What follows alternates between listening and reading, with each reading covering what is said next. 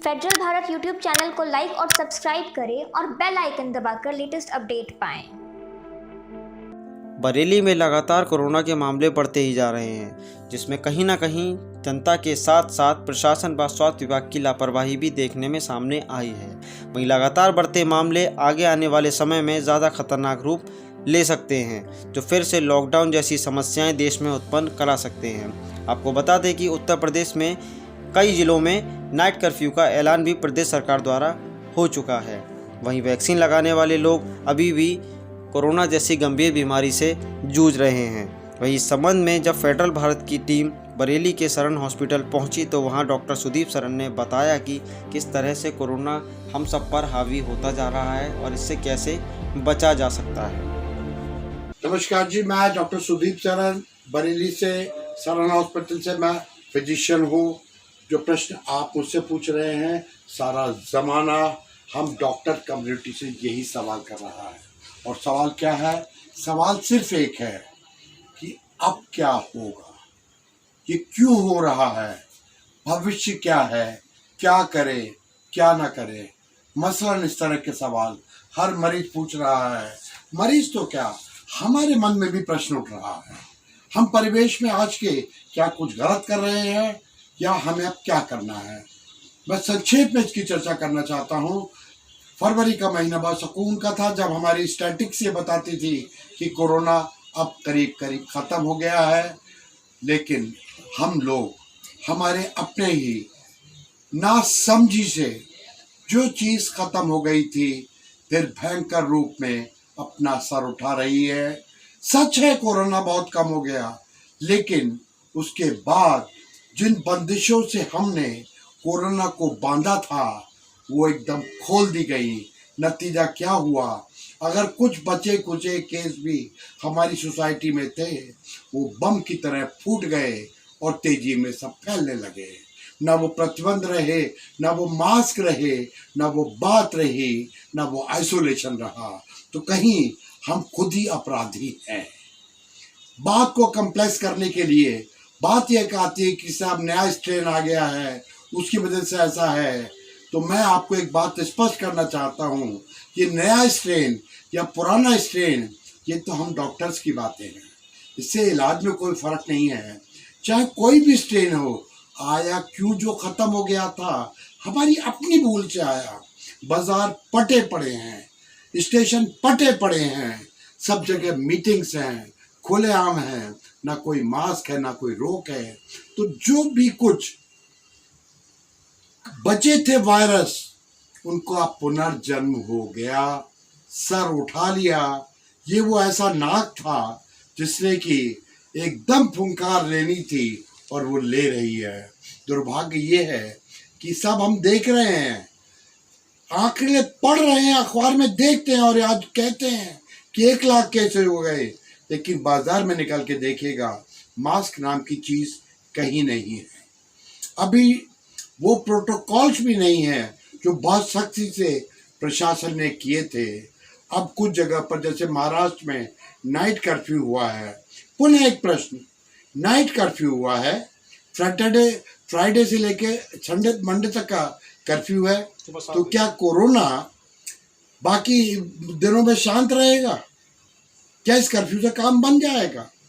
महाराष्ट्र के अंदर ट्रेन में कितनी भीड़ है, सब जगह पर कितनी भीड़ है।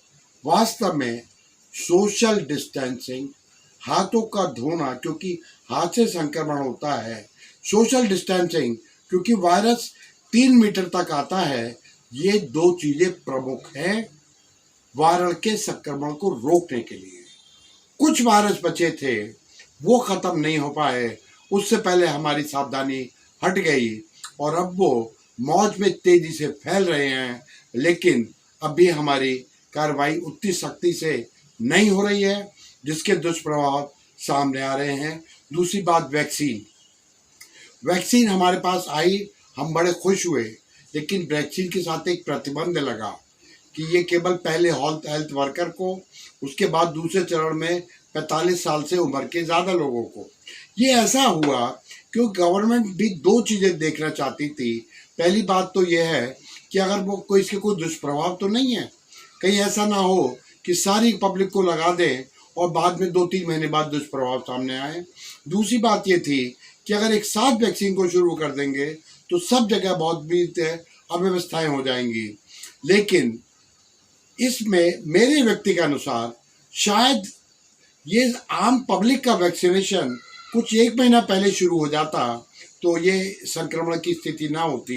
एक भ्रांति और, अब जो कहा जा रहा है कि टीका लगने के बावजूद भी केसेस हो रहे हैं, तो यहाँ मैं एक बात स्पष्ट कर दूं, टीका लगना ब्रह्म वाक्य नहीं है, रामायण नहीं है।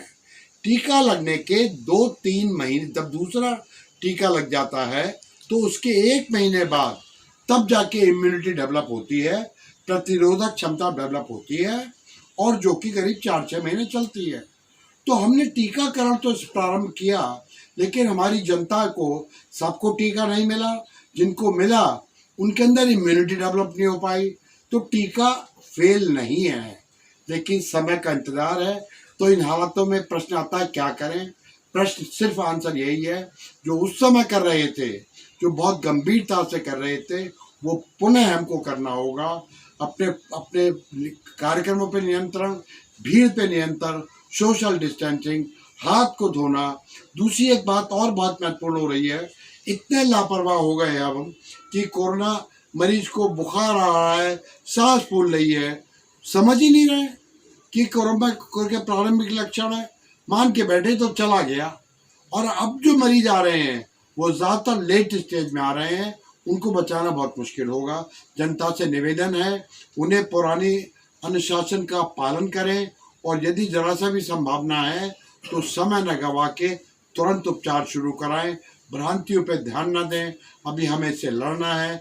अगर हमने ध्यान नहीं दिया, स्थिति भयावह हो सकती है। इसमें कोई भी भविष्यवाणी नहीं कर सकता। आगे आगे देखिए होता है क्या। अगर हमारी लापरवाही यूं ही जारी बढ़ेगी तो हमारे यहाँ महामारी पुनः आने की संभावना है। कोई भ्रांति नहीं फैला रहा हूँ, एक चेतावनी देना चाहता हूँ।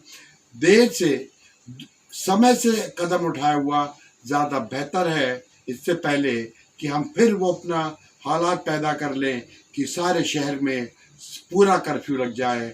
हम उसी तरफ बढ़ रहे हैं अपनी भूल से। नमस्कार।